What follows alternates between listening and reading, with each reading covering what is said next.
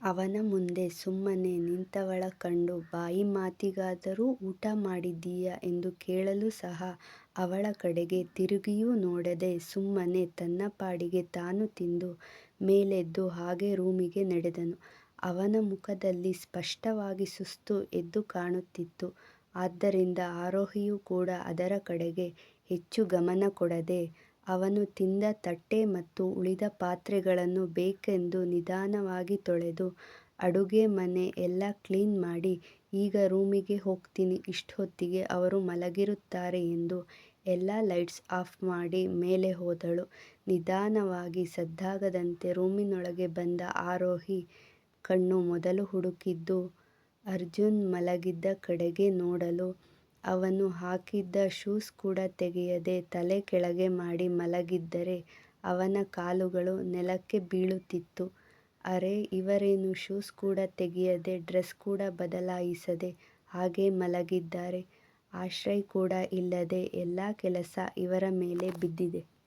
ಆದ್ದರಿಂದ ತುಂಬ ಸುಸ್ತಾಗಿರುವ ಹಾಗಿದೆ ಎಂದು ನಿಧಾನವಾಗಿ ನಡೆದು ಸದ್ದಾಗದಂತೆ ಅವನ ಬಳಿಗೆ ಬಂದವಳು ಕೆಳಗೆ ಬಿದ್ದಿದ್ದ ಅವನ ಪರ್ಸ್, ವಾಚ್ ಮತ್ತು ಮೊಬೈಲ್ ತೆಗೆದುಕೊಂಡು ಟೇಬಲ್ ಮೇಲಿರಿಸಿ ನಿಧಾನವಾಗಿ ಅವನ ಕಾಲ ಬಳಿ ಬಂದು ಕುಳಿತು ಅವನ ಮುಖವನ್ನು ನೋಡಲು. ಅವನು ಕಣ್ಣು ಮುಚ್ಚಿ ಮಲಗಿದ್ದು ಕಂಡು ಅವಳ ಮುಖದಲ್ಲಿ ಮುಗುಳ್ನಗೆ ಮೂಡಿತು. ಅಬ್ಬಾ, ನೋಡೋಕೆಷ್ಟು ಚೆಂದ ಇದ್ದಾರೆ. ನಕ್ಕರೆ ಇನ್ನೂ ಮುದ್ದಾಗಿ ಕಾಣ್ತಾರೆ ಅನಿಸುತ್ತೆ. ಆದರೆ ಇವರಿಗೆ ನಗುವುದಕ್ಕೆ ಎಲ್ಲಿ ಬರುತ್ತೆ. ಯಾವಾಗ ನೋಡಿದ್ರೂ ಮುಖವನ್ನು ಒಳ್ಳೆ ಗಡಿಗೆ ಗಾತ್ರ ಊದಿಸಿಕೊಂಡು ಇರ್ತಾರೆ. ಹೀಗೆ ಆಡ್ತಾ ಇರಲಿ.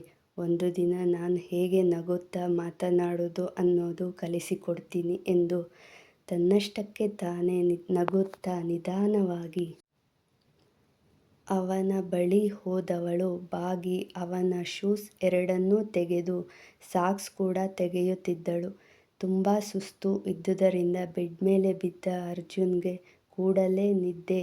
ಎಲ್ಲೋ ದೂರದಲ್ಲಿ ಯಾರೋ ನಗುತ್ತಾ ಮಾತನಾಡುತ್ತಿರುವುದು ಕೇಳಿಸಿ ತನ್ನ ಕಾಲ ಬಳಿ ಏನೋ ಹರಿದಂತೆ ಆಗಿ ತಕ್ಷಣವೇ ಎಚ್ಚೆತ್ತುಕೊಂಡ ಅರ್ಜುನ್ ಪೂರ್ತಿ ಕಣ್ಣು ತೆರೆಯದೆ ಸಾಕ್ಸ್ ತೆಗೆಯುತ್ತಿದ್ದ ಆರೋಹಿ ಕೈ ಹಿಡಿದು ತನ್ನ ಮೇಲೆ ಎಳೆದುಕೊಂಡು ಬೆಡ್ ಮೇಲೆ ಬೀಳಲು ಪೂರ್ತಿ ಅವನ ಮೇಲೆ ಬಿದ್ದ ಆರೋಹಿ ತುಟಿಗಳು ಅರ್ಜುನ್ ತುಟಿಗಳ ಮೇಲೆ ಬೀಳಲು ತಕ್ಷಣವೇ ಕಣ್ಣು ತೆರೆದ ಅರ್ಜುನ್ ನಿದ್ದೆ ಹಾರಿ ಹೋದ ಅನುಭವ. ಆರೋಹಿ ಕೂಡ ಹೆದರಿಕೆಯಿಂದ ಕಣ್ಣು ಪಿಳಿಪಿಳಿ ಬಿಡುತ್ತಾ ಹೆದರಿಕೆಯಿಂದ ಅವನ ಕಣ್ಣುಗಳನ್ನು ನೋಡಲು ಒಂದು ಕ್ಷಣ ಮೈಮರೆತು ಅರ್ಜುನ್ ಕೈ ನಿಧಾನವಾಗಿ ಆರೋಹಿ ಬಡನಡುವನ್ನು ಬಳಸಿ ಹಿಡಿದು ಪೂರ್ತಿಯಾಗಿ ಕಣ್ಣು ಮುಚ್ಚಿ ಅವಳ ತುಟಿಗಳನ್ನು ಬಂಧಿಸಿದನು. ಅವನ ಬಿಸಿ ಉಸಿರಿನ ಸ್ಪರ್ಶಕ್ಕೆ ಆರೋಹಿ ಮೈಯೆಲ್ಲ ಬಿಸಿಯಾದ ಅನುಭವ. ಅವನ ಎದೆಗೆ ಕೈಯಿಟ್ಟು ಹಿಂದೆ ತಳ್ಳಲು ಪ್ರಯತ್ನಿಸಿದಳು.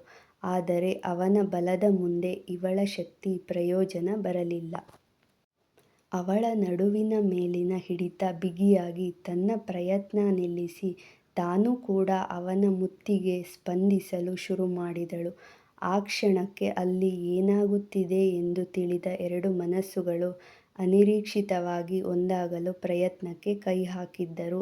ದೀರ್ಘ ಚುಂಬನದ ಮತ್ತಿನಲ್ಲಿದ್ದ ಅರ್ಜುನ್ಗೆ ತನ್ನ ಹಳೆಯ ದಿನಗಳು ಒಂದು ಕ್ಷಣ ಅವನ ಕಣ್ಣ ಮುಂದೆ ಬರಲು ಆರೋಹಿ ಮೇಲಿನ ಹಿಡಿತ ಸಡಿಲವಾಗಿತ್ತು.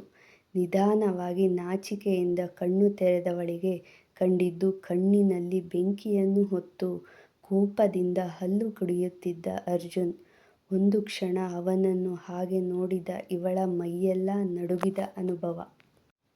ಹಳೆಯ ದಿನಗಳು, ತನ್ನ ತಂದೆ ನೆನಪಾಗಿ ಅವನ ಕಣ್ಣುಗಳು ರಕ್ತವನ್ನೇ ಉಗುಳುವಷ್ಟು ರಕ್ತವರ್ಣಕ್ಕೆ ತಿರುಗಿತ್ತು. ಕೋಪದಿಂದ ತನ್ನ ಮೇಲೆ ಇದ್ದ ಆರೋಹಿಯ ಭುಜವನ್ನು ಒತ್ತಿ ಹಿಡಿದನು. ಇಲ್ಲಿಯವರೆಗೂ ಯಾವುದೋ ಸಿಹಿಯಾದ ಅನುಭವವನ್ನು ನೀಡಿದ ಅರ್ಜುನ್ ಇಂದು ಅವನು ಗಟ್ಟಿಯಾಗಿ ಹಿಡಿದ ಪರಿಣಾಮ ಅವಳ ಭುಜವು ಕೆಂಪಾಗಿ ನೋವಾಗಲು ಅವಳ ಕಣ್ಣುಗಳು ತುಂಬಿಕೊಂಡವು. ಜೋರಾಗಿ ಅವಳ ಎರಡೂ ಭುಜವನ್ನು ಹಿಡಿದು ಕೆಳಗೆ ತಳ್ಳಿದನು. ಅವನು ತಳ್ಳಿದ ರಭಸಕ್ಕೆ ಆರೋಹಿ ಬೆಡ್ ಮೇಲಿಂದ ಕೆಳಗೆ ಬಿದ್ದಳು. ಕೆಳಗೆ ಬಿದ್ದ ಆರೋಹಿಗೆ ಸೊಂಟ ತುಂಬ ನೋವಾಗಿತ್ತು.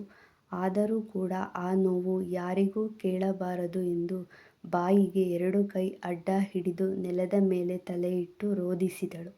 ಅವಳನ್ನೇ ಕೆಳಗೆ ತಳ್ಳಿದ ಅರ್ಜುನ್ ಅವಳ ಕಡೆಗೆ ತಿರುಗಿಯೂ ನೋಡದೆ ಜೋರಾಗಿ ಬಾತ್ರೂಮ್ ಹೊಕ್ಕು ಬಾಗಿಲು ಜೋರಾಗಿ ಹಾಕಿದನು.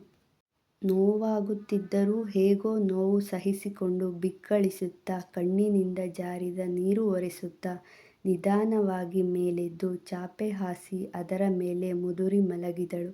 ಬಾತ್ರೂಮ್ ಹೊಕ್ಕು ಮೈ ಮೇಲೆ ತಣ್ಣನೆ ನೀರು ಸುರಿಯುತ್ತಿದ್ದರೂ ಅವನ ಮನದಲ್ಲಿ ಸುಡುತ್ತಿದ್ದ ಅವನ ರೋಷ ತಣ್ಣಗೆ ಮಾಡಲಾಗಲಿಲ್ಲ. ಅದೆಷ್ಟು ಹೊತ್ತು ಹಾಗೆ ನಿಂತಿದ್ದನೋ ಅವನಿಗಷ್ಟೇ ಗೊತ್ತು. ಅವನ ತಂದೆಯ ನಗು ಮುಖ ಅವನ ಕಣ್ಣ ಮುಂದೆ ಬರಲು, ಇಲ್ಲ, ಈ ಹುಡುಗಿಯರು ಎಲ್ಲ ಒಂದೇ, ಎಲ್ಲ ನಂಬಿಕೆ ದ್ರೋಹಿಗಳು. ಇವರನ್ನು ನಂಬಿದರೆ ಒಂದು ದಿನ ನಂಬಿಸಿ ಕುತ್ತಿಗೆ ಕೊಯ್ದು ಬಿಡುತ್ತಾರೆ. ಎಲ್ಲೇ ಇದ್ದೀಯಾ? ಒಂದೇ ಒಂದು ಬಾರಿ ನನ್ನ ಕಣ್ಣ ಮುಂದೆ ಬಾರೆ. ನನ್ನ ತಂದೆ ಹೋದ ಜಾಗಕ್ಕೆ ನಿನ್ನ ಕೂಡ ಕಳಿಸಲಿಲ್ಲ ಎಂದರೆ ನಾನು ಅರ್ಜುನ್ ಸೂರ್ಯವಂಶಿ ಅಲ್ಲ ಎಂದು ತಲೆ ಒರೆಸುತ್ತಾ ಹೊರಗೆ ಬಂದನು.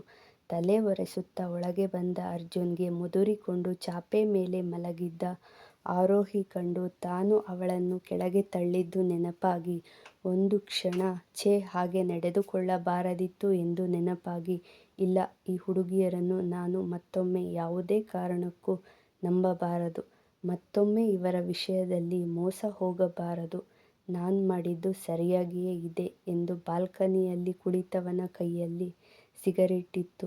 ಅದೆಷ್ಟು ಹೊತ್ತು ಹಾಗೆ ಕುಳಿತನೋ ಅವನಿಗಷ್ಟೇ ಗೊತ್ತು. ಹಾಗೆ ಕೌಚ್ ಮೇಲೆ ಒರಗಿ ಕುಳಿತವನು ಹಾಗೇ ನಿದ್ದೆಗೆ ಜಾರಿದನು. ಎಂದಿನಂತೆ ಬೆಳಗ್ಗೆ ಬೇಗನೆ ಎದ್ದ ಆರೋಹಿ ನಿಧಾನವಾಗಿ ಕಣ್ಣು ತೆರೆದು ಮೇಲೆ ಏಳಲು ಹೋದವಳಿಗೆ ಬೆನ್ನು ನೋವು ತುಂಬ ಕಾಡಿತ್ತು. ರಾತ್ರಿ ಅರ್ಜುನ್ ತನ್ನ ಜೊತೆಗೆ ನಡೆದುಕೊಂಡ ರೀತಿ ನೆನಪಾಗಿ ಒಂದು ಕ್ಷಣ ಅವಳ ಕಣ್ಣು ತುಂಬಿ ಬಂದಿತ್ತು. ನನ್ನ ಜೀವನ ಹೀಗೇ ಇರಬೇಕು ಎಂದು ಬರೆದಿರುವಾಗ ತಾನು ಏನು ಮಾಡಲು ಸಾಧ್ಯ, ಬಂದಂತೆ ಅನುಭವಿಸಬೇಕು ಎಂದು ನಿಧಾನವಾಗಿ ಮೇಲಕ್ಕೆ ಎದ್ದ ಆರೋಹಿ ಬಟ್ಟೆ ಹಿಡಿದು ಬಾತ್ರೂಮ್ ಹೊಕ್ಕು ಫ್ರೆಶ್ ಆಗಿ ಹೊರಗೆ ಬಂದವಳೆ ತಿನ್ನು ಕೆಲಸವನ್ನು ಮಾಡಲು ನಿಂತಳು. ರಂಗೋಲಿ ಹಾಕಿ ಪೂಜೆ ಮುಗಿಸಿ ಅಡುಗೆ ಮನೆಗೆ ಬಂದಾಗ ಹೇಮಾ ಅವರು ಆರೋಹಿ ಬಳಿಗೆ ಬಂದು ಅವಳ ಮುಖವನ್ನು ನೋಡಲು ಎಂದಿನಂತೆ ನಗುತ್ತಾ ಇರುತ್ತಿದ್ದ ಅವಳ ಮುಖ ಬಾಡಿತ್ತು. ರಾತ್ರಿ ಅರ್ಜುನ್ ಏನಾದರೂ ಅಂದನು ಎಂದು ಯೋಚಿಸುತ್ತಾ, ಅರು, ಏನಾಯ್ತು ಪುಟ್ಟ, ಯಾಕೆ ಒಂಥರ ಇದೀಯಾ ಎಂದು ಅವಳ ಮುಖವನ್ನು ನೋಡಲು ಕೆಳಗೆ ಬರುತ್ತಿದ್ದ ಅರ್ಜುನ್ಗೆ ಕೂಡ ಅವರ ಮಾತುಗಳು ಕೇಳಿ, ಅಯ್ಯೋ, ಈಗ ಅಮ್ಮನ ಹತ್ತಿರ ಇವಳೇನಾದರೂ ನಿಜ ಹೇಳಿದ್ರೆ ಅಮ್ಮ ಖಂಡಿತ ನನ್ನ ಸುಮ್ನೆ ಬಿಡೋದಿಲ್ಲ ಎಂದು ಚಡಪಡಿಸುತ್ತಾ ಆರೋಹಿ ಮುಂದಿನ ಮಾತುಗಳಿಗೆ ಕಾಯುತ್ತಾ ಮರೆಯಲ್ಲಿ ನಿಂತನು.